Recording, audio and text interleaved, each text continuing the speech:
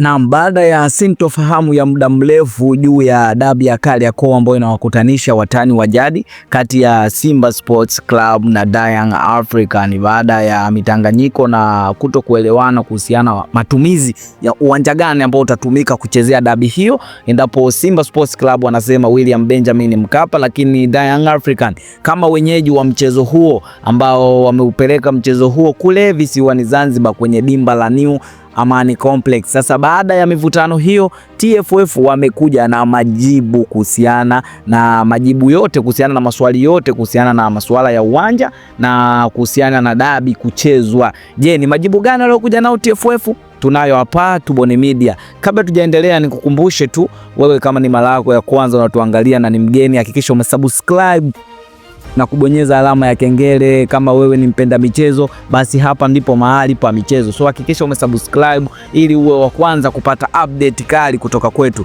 Na moja kwa moja, baada ya kubaki na siku 8 kuelekea mchezo mkubwa, mchezo ambao ni wa hadhi ya nyota 5 kati ya watani wa jadi Simba na Yanga kwenye dabi ya Kariakoo, na kumekuwa na sintofahamu nyingi baada ya msemaji wa Young African Ali Shabani Kamwe ambaye alitoa taarifa yenye utata, ambapo kabla bodi ya ligi hajatoa hiyo taarifa, Ali Shabani Kamwe alitoa kuhusiana na matumizi ya uwanja ambao utatumika kwenye dabi ya Kariakoo. Ali Shabani Kamwe kwenye Februari 15 alitoa taarifa kwamba mchezo wa dabi ya Kariakoo utapigwa kule visiwani Zanzibar.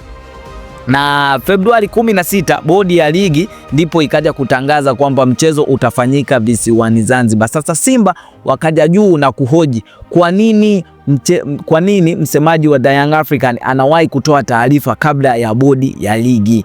Na hivyo basi hilo ni swali la kwanza la Simba Sport Club, lakini Simba Sport Club waliuliza swali lingine la pili, ni kwamba sheria inasema kabla kuhamishwa kwa uwanja itabidi itangazwe before siku 21 kabla ya mechi, na wenyewe TFF na bodi ya ligi wametumia kigezo gani kuhamisha uwanja huo? Na huo ndio utata ambao ulizua mjadala juu ya hivyo vitu viwili, matumizi ya uwanja na kanuni gani ambayo imetumika. Lakini TFF nao wamekuja na majibu kwamba uwanja ambao utatumika ni New Amani Complex, kwa sababu wenyeji wa mchezo ndio wenye fursa ya kutaja uwanja gani ambao wanaweza wakautumia kwenye mchezo huo. Na tunakumbuka dabi hii ya Kariakoo, Young African ndio wenyeji wa mchezo huo, hivyo basi wenyeji ndio wanapendekeza na wana maamuzi juu ya uwanja ambao utatumika kwenye mchezo huo, na Young African ndio wenyeji, ndio ambao wameamua kwamba uwanja utatumika kule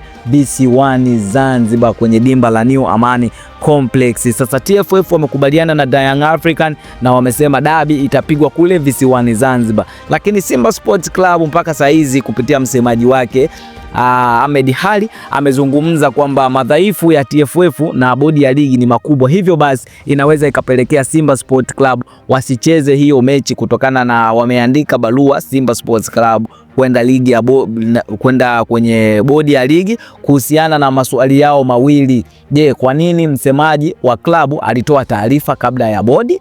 Na kitu kingine ni kwamba kanuni ipi imetumika kuhamisha uwanja, wakati tunajua kabisa dabi ya Kariakoo mara nyingi huwa inapigwa pale kwenye dimba la Benjamin William Mkapa, ambapo mashabiki wote wana enjoy soka kupitia pale. Na hivyo basi Simba wanauliza, je, ni kanuni gani ambayo imetumika kuhamisha uwanja kutoka Benjamin William Mkapa mpaka kule New Amani Complex? Sasa je, Simba Sport Club watacheza hiyo dabi? Hatujui. Drop comment hapo na usisahau kusubscribe, kwa maana tutakuletea mwendelezo wa taarifa zozote zile zinazoendelea. Mimi ni Tubone Media, hadi wakati mwingine. Bye bye.